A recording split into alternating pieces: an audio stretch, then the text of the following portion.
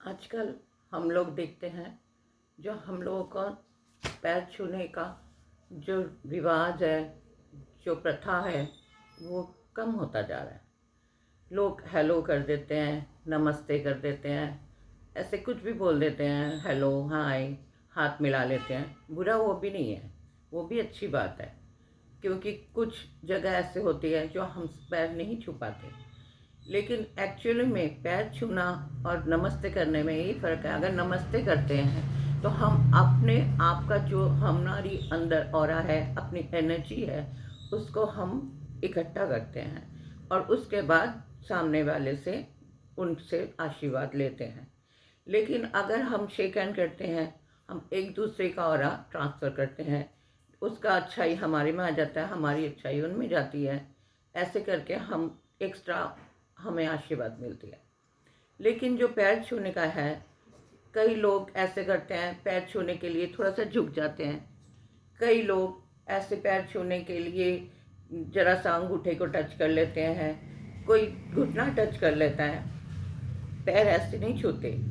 पैर हमेशा दोनों पैर के पूरा पैर छूना चाहिए, खास करके दो अंगूठे को।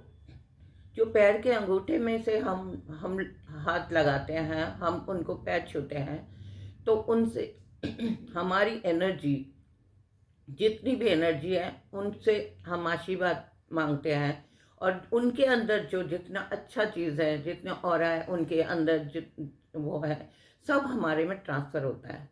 इसीलिए कहते हैं लोग, माँ बाप के जो पैर छुओ, दादा दादी के करो, नाना नानी के करो, अपने घर में करो, सास ससुर के करो, पैर छुओ, जेठ जेठानी के करो। मतलब बोलने का मतलब है, जो बड़े हैं, जो गुरुजन हैं, गुरु के पैर छुओ, टीचर्स के पैर छुओ, जो गुरुजन हैं उनके पैर छुओ, तो अच्छा लगता है। तो उससे क्या होता है, जो पैर हम असल में जो पैर हाथ लगा के छूते हैं और दोनों पैर के अंगूठे को टच करते हैं, उससे हमारे को जितनी भी उनके अंदर अच्छाई है, उनके आशीर्वाद है, सीधा अपने शरीर में जाता है, अपने हार्ट में पहुंचता है। जैसे कि आत्मा देती है आशीर्वाद, तो एक आत्मा से दूसरे आत्मा तक सीधा चला जाता है। और अगर हम मुंह से नमस्ते सुनते हैं, मुंह से नमस्ते बोलते हैं, वो हमारे को कानों में जाता है, ब्रेन में जाता है, हार्ट में जाता है, फिर उसमें धीरे धीरे वो हार्ट में पहुंचता है। वो आत्मा जो होती है वो हमेशा शुद्ध होती है। आत्मा कभी गलत नहीं होता। कोई कुछ कहते हैं जो ये खराब है, उनके पैर क्यों छूऊं, वो हमारे को पूछता नहीं उसके पैर क्यों छूऊं।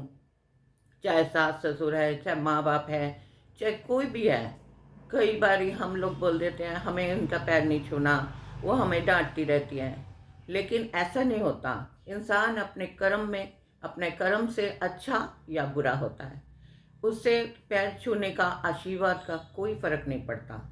क्योंकि आशीर्वाद जो होती है वो हमारे को अपने आत्मा से मिलती है, एक आत्मा से दूसरे आत्मा में ट्रांसफ़र होता है। इसीलिए वो हमेशा शुद्ध होता है, उनको छुआ नहीं जाता, अनछुई होती है आत्मा। हमेशा कोशिश करें, जब भी आपको मौका लगे, अच्छी तरह आप पैर छू पाए तो ज़रूर छुए। हो सकता है हम सड़क पे चल रहे हों, रास्ते में जा रहे हों, तो हम पैर नहीं छू पाए, या कई ऐसी भाड़ जगह हो जहाँ पे हम पैर नहीं छू सकते, तो हाँ नमस्ते कर दे, हेलो कर दे, चलेगा। लेकिन जैसे घर में हुआ, या मंदिर में हुआ, या कोई ऐसी जगह में हो, तो उनके पैर छूने से हमारे को सीधा हमारे आत्मा तक पहुँचती है। और ये बात हम लोगों को अपने बच्चों को भी समझाना चाहिए, सिखाना चाहिए। पहले ऋषि मुनि को हम सीखते थे, वो धीरे धीरे बड़ों को शिक्षा देते थे, ऐसे पैर छूना होता है, ऐसे हाथ लगाना होता है पैरों में। लेकिन वो धीरे धीरे रिवाज में एक कस्टम बन के रह गया है। उनको असली में जो होना चाहिए, क्यों हम आशीर्वाद लेते हैं, क्यों हम एक दूसरे के पैर छूते हैं, वो चीज़ पूरा नहीं होता। सपोज़ मंदिर में पंडित जी पूजा करते हैं, हम मंदिर में जो मूर्ति होती है उनको टच नहीं कर सकते, क्योंकि हमारे शुद्धता में होती है, कपड़े में होती है, या हर कोई नहीं कर पाएगा।